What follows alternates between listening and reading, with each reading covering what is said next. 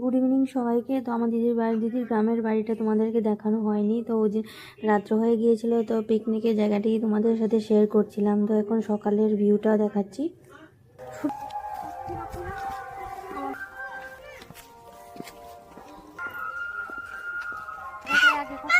খেলছি বনাস গুঞ্জি দেখ।